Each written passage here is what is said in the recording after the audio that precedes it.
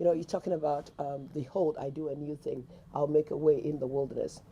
This during this period, obviously that we coming out and we praying that we come out of it fully with God's perspective, as you shared with us from Isaiah 58 verses 7. But I remember the Lord asking me a question.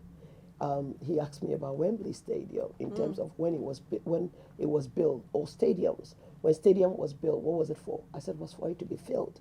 Then he asked me a question. The person that was building it had a vision, right? I said yes. The vision for that stadium was that after it's built, people will come in.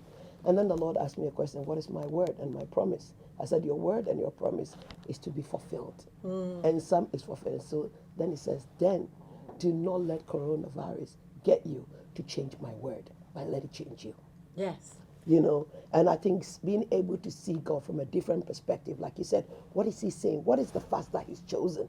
What should we do now? What are some of the things that you will really advise us, or tell us to look out for so that we can get this right?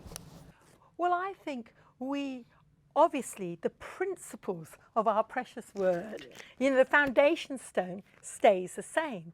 But the structures and the contents are different. I mean, Jesus himself said, new wine goes into new wineskins. And so I think part of the lockdown period has been a new wine development. What do I mean by that? Well, he's been stirring passion. He's been stirring fire. He's been correcting focus. He's been decluttering our lives. He's been the God of Alpha Omega. He's been shutting doors and saying, stop that, it's enough.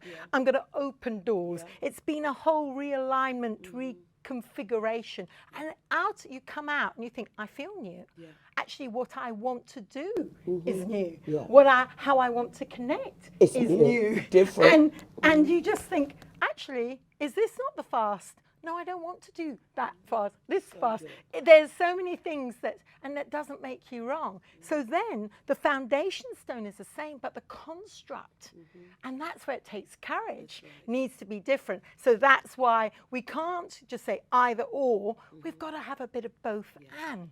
I had this vision. My kids, I have a daughter who's married to an Aussie, and they've been in Australia and they've just moved back to London. So he's an Aussie surfer. And it was funny, I was praying for them coming into London to take over the church. And as I was praying, I saw Tim, that's his name, and he's a surfer. He's on a surfboard. And then the Holy Spirit spoke to me and he said, this is what I'm going to need from leaders in this uncertain time. And I said, what do you mean? He said, I want people who are going to learn to surf the wave. And he said, good surfers carry two qualities. So I said, yeah, and tell me, I don't surf. I'm no good at surf. You wouldn't want to see me surf. But he said they carry two qualities. Experienced, good surfer. They know how to stand still and balance and shift their way, but they know how to discern all what's around them. They can read waves. But then the Holy Spirit said something I'd never thought about. He said they also understand the undercurrents, the cross currents. They understand the waters beneath. They understand the waters above. They can spot waves. That's their wisdom and experience. And he said, but a good surfer always loves risk. And they're going to catch those waves. They're not going to have debating. And I think, you see, we're in a very interesting season because we're leaders in uncertainty. We're at the moment, constantly, will they open up? Will they not open up? Is this virus coming? Is it not coming? Will we be able to travel? Will we not? Every plan you make, it's like, dear Jesus, please. Oh, change, shift. And it's like on that stuff. But you're absolutely founded on the word. We're not moving from this foundation, but we are changing the way we have our momentum, the way we move forward.